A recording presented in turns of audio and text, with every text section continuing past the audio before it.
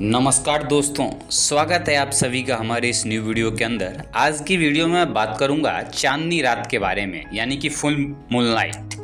बात करेंगे आरंभ की, शोभा और प्रभाव की, संदेश की। तो चलिए शुरू से शुरुआत करते हैं। रम्य रजनी का मनोरम श्रृंगार चांदनी रात, मौन की निश्चल परिधि में ज्योत्सना की नव छवियों का एकत्रीकरण चांदनी रात, नक्षत्रों के लोक से बरस रही शुभ्रता का अनुपम विस्तार चांदनी रात, निपट अंधकार भरी रातों की परिसमाप्ति के अनंतर इसका फैलाव भला किसे आह्लादित नहीं कर देता है।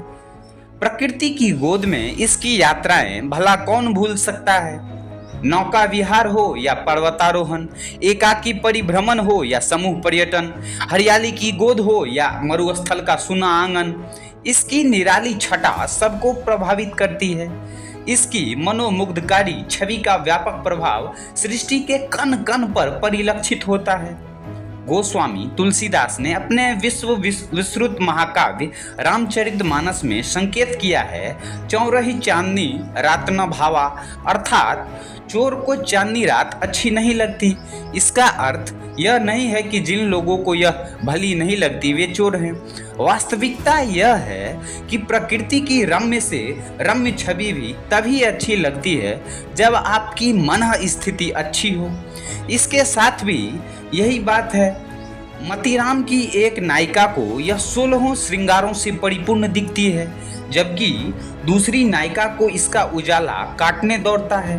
संयोग और वियोग, सुख और दुख की मन स्थितियों के अनुरूप ही इसकी पहचान होती रही है। सुमित्रा नंदन पंत को प्रकृति रसिक कोमल कांत कवि कहा जाता है, लेकिन उनके अंतर्मन में कभी अवसाद की घटाएं छा गई होंगी, तभी यह उन्हें प्रमुदित नहीं करती। यह उन्हें कोई हर्षोत्फुल्ल नवयौवना नायिका सी नहीं लगी, विलास कला में निपुण कामिनी सी नहीं लगी, वरन उसकी तस्वीर उनके मानस में रुग्ण बाला एवं उदास तपस्विनी सी उभरती है।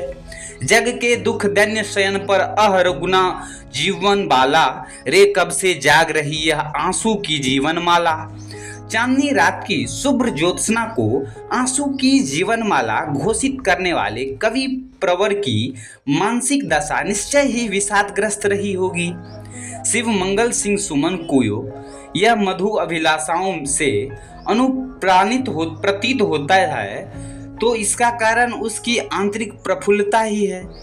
मृदु हासिनी चिरम धुमासिनी यौवन के लिए लुनाई, मेरी कल्पित आशा की बनकर पुनित परिछाई, आई हो नव सपनों की आंखों की आकुलता बन, चीर अलस उनिंदे जग के प्राणों की व्याकुलता बन। उपरोक्त पंक्ति जो कि कवि शिव मंगल सिंह सुमन द्वारा कही गई थी।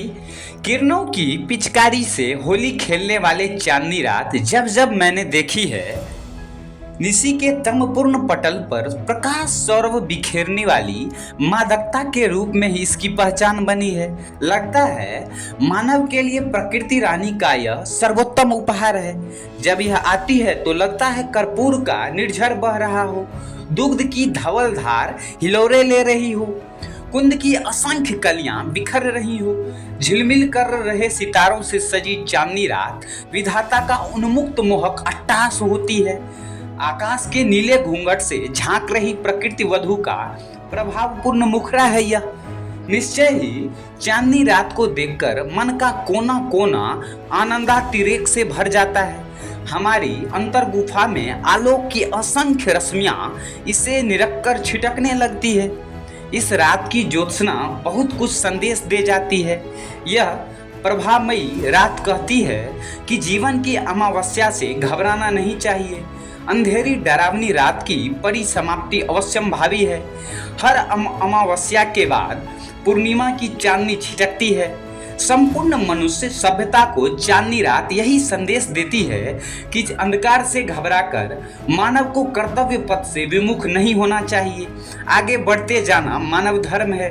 अमावस्या के अनंतर चांदनी रात का खिलना प्रकृति का क्रम है। चांदनी रात का मनोमुग्धकारी स्वरूप प्रकृति का अनुपम वरदान है। प्राकृतिक सौरभ की यह अनन्य बरसात है। जबकि मनुष्य अपनी सारी चिंताएं, व्यस्तताएं भूलकर प्रकृति से सीधा संपर्क स्थापित कर लेता है। यह एक कर रहित आनंद प्राप्ति है, यौवन की लुनाई का चरम सुख है और नवजीवन की शीतल छाया का प्रतिबिंब है। चांदनी रात उपेक्षिता धरती पर उतरी नभवासिनी प्रकृति देवी ही तो है। दोस्तों, ये रहा हमारा आज का वीडियो, हमारा ऑडियो बुक, जो कि था चांदनी रात यानी कि फुल मूनलाइट के ऊपर। आशा करता हूँ कि ये वीडियो आप लोग को अच्छा लगा होगा। ये सीरीज वर्तमान में जो चल रहा है ये आप लोग को अच्छा लग रहा होगा। यदि अच्छा लग रहा है तो अधिक से अधिक लाइक, शेयर, सब्सक्राइब और कॉमेंट जरूर करें, ताकि आगे भी हम इस तरह के ऑडियो बुक लाते रहें। फिलहाल आज की वीडियो में इतना ही। मिलेंगे आप सबों से फिर कल किसी न्यू टॉपिक के साथ, न्यू ऑडियो बुक के साथ। तब तक के लिए थैंक्स फॉर वॉचिंग।